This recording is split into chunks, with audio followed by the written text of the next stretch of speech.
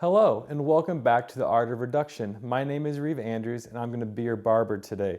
Today, we're actually going to put the 8.5-inch Hattori Hanzos away, and we're going to talk about a little reason why I think giving a 30-minute service and haircut is so important.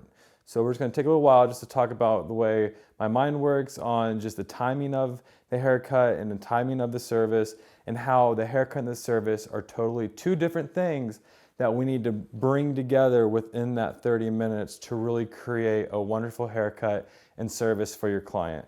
So the reason why giving just a haircut is different than giving a full service, because to me the service is all the extra little things that is surrounding the haircut. So when I mean like giving a haircut, I'm literally talking about how you hold your clipper, how you move the skin for a fade, how you do point cutting, the actual workings of the haircut, you actually putting action into the haircut, creating a pretty haircut. Like that is what I'm talking about, is the haircut. The service is how you introduce yourself, how you give a shampoo at the shampoo bowl, how you change your energy for that timid client or that really masculine or soft client coming into your chair who might know what he wants, been getting the same haircut forever, or is a brand new client, had terrible haircuts his whole life, and he's sitting in your chair to give him that opportunity to really feel himself, feel better, and receive not just a good haircut, but a great service.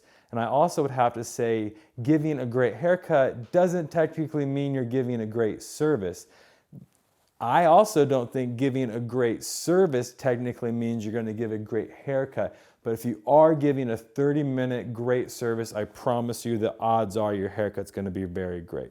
So number one, why I like 30 minutes, you could do 2 haircuts in an hour.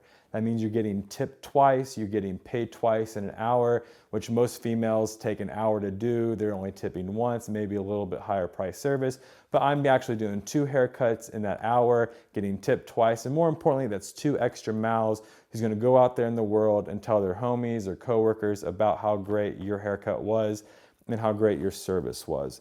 So just be able to do 2 haircuts in 1 hour is so crucial. So let's break that down back to the 30-minute mark and why I think that's just such a great time.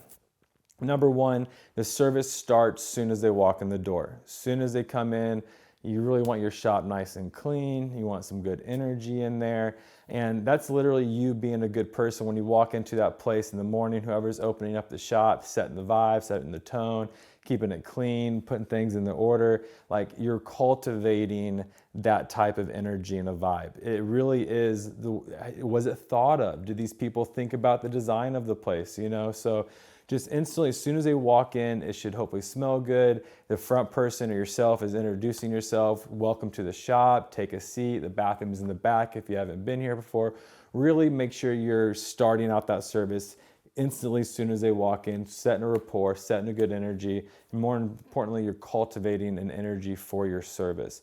As you go into that, you know, you need a good shampoo, that's also not technically part of the haircut. If you have a good shampoo, what I like about that, you're breaking that first touch barrier. So it's not just instantly, hi, I'm Reeve, I'm cutting your hair today, and boom, we're in with clippers around his ears. It's kind of scary. It's like you get to talk to him, introduce yourself, good energy.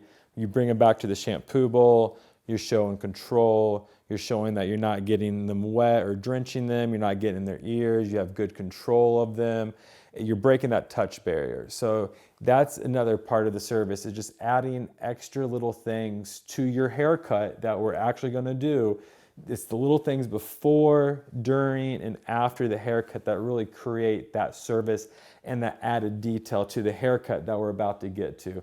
So not only is it important to break that touch barrier, go back into the shampoo bowl, but I'm feeling for moles, I'm feeling for any type of irregularly, you know, does he have any dents in his head? Does he have anything weird, or just the structure of his skull, to really kind of start giving me a vision of what this haircut needs to look like before I even get him into my chair.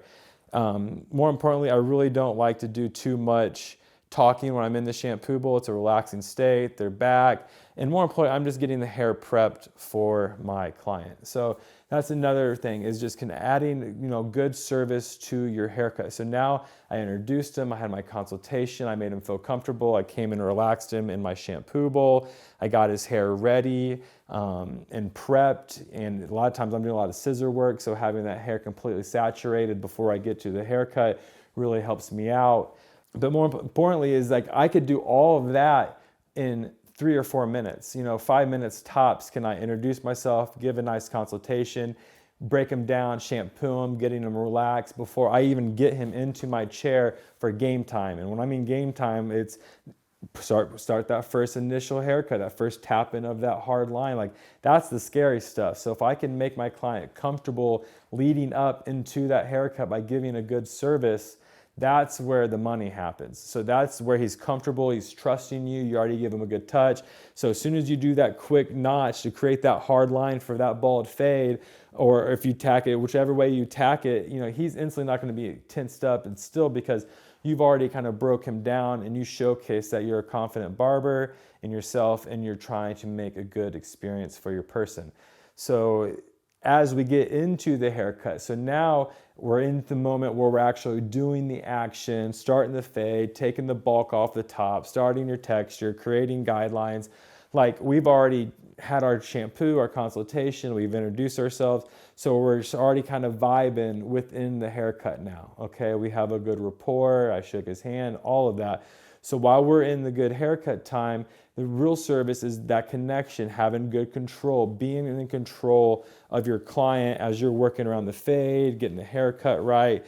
You are having that nice positive touch where energy could release from him body through my body to the ground. So that's where that extra service is also coming, is being an energy healer, having a good conversation with your client. I'm just not sitting here not saying a damn word. That gets kind of awkward. With that being said, I try to work off a 70-30 rule, meaning I want my client talking 70%, why I talk 30%. In my book, he's paying me for 30 minutes of my time. He's actually giving me my paycheck. This is my boss for 30 minutes. That's how you really should look at it. My client is my boss. So I have 17, 18 bosses every day sitting in my chair that I have to listen to. So I'm showing them respect. I'm bringing energy off of them. I'm giving a great haircut.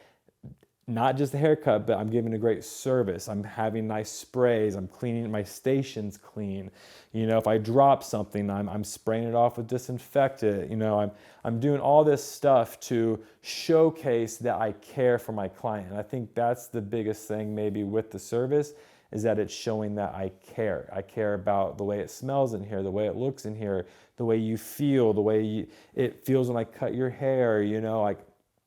I'm trying to take this whole energy in my barbershop, or at least in my chair, to make him kind of forget the craziness of the world, of craziness of kids' sports or his animals or whatever the case, holidays that create stress. For 30 minutes of time, I get to control what he feels and sees, almost by relaxing him in a state, getting him comfortable while giving him a beautiful haircut that matches his face shape.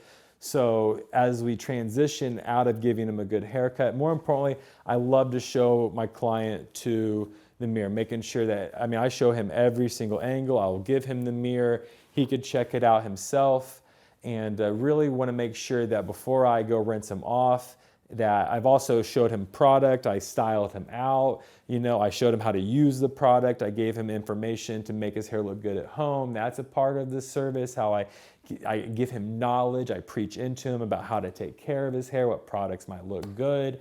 These are all added parts to the service, okay, as I've already given him a great hair. So the service never stops from the beginning to the end. I'm at the end of the haircut where, hey, Michael, if you see anything you don't like in the next couple of days, or if your wife or girlfriend says something, call me back. I give them insurance that, hey, if you see anything you don't like in the next day or so, call me. We'll sneak you back in. Even though I'm booked, I'm gonna get you back in. Should only take a minute. It shouldn't be nothing too crazy, because I already had a good consultation. I'm confident what I do. Given him multiple opportunities to say something to me if he needed to if he didn't like his haircut. So a lot of times it's now he, he's leaving, and you want to give him a good handshake, and you want to rinse, give him a hot towel to clean off his face. And then, you maybe try your hardest to remember one little thing in that conversation that you had with your client. Let's say he's going to New Orleans to see his brother-in-law because he just became a pilot. You just say, hey, and enjoy the time with your brother-in-law in New Orleans because he just became a pilot. Him thinking that you remembered something more than just his haircut or this or that, but you actually remembered something of this individual, really creates a rapport. He's probably going to come back to you. And what I've realized is that conversation, that service that you have with your client, it's just a connection. And when you're connecting to someone like that, you're going to remember them. And if you're going to remember them, you're going to remember the haircut you gave them. And if you remember the haircut you gave them because they want consistency, the more I remember the haircut, the better I'm going to be at this haircut to make him happier, which is why he's in the end coming to you, because he's coming for a haircut. But if you give him more than what he's paying for and coming for by just giving him a good service, which should come naturally while you're giving the haircut, the money happens. That's the magic, is the combining the service and the haircut together.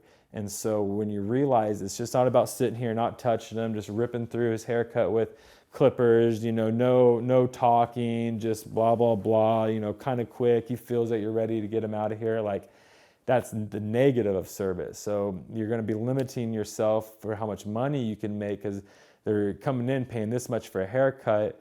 But imagine if you give them another $30 service just because of your energy and a couple sprays and products and knowledge, and then he tips you up to that. You know what I mean? So it's the service is where that extra money comes from. That tip, that extra money is going to come, and more opportunity is going to come when you give a good service, more than if you just give a good haircut. So that's my little BAU, business as usual, in my mind and how I like to run myself and my shop. So just remember, try your hardest to do a full service and haircut in 30 minutes. Don't rush it. Try to do 2 an hour.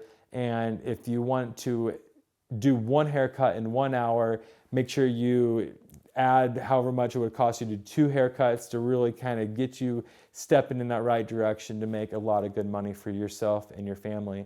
So thank you so much for watching The Art of Reduction. Hopefully you like this more info and my mind, how I like to work and think about hair as well, because we hope to do more. So please like and subscribe. Thank you, Trailway Studios and Malone Media, and we can't thank you enough. Thank you.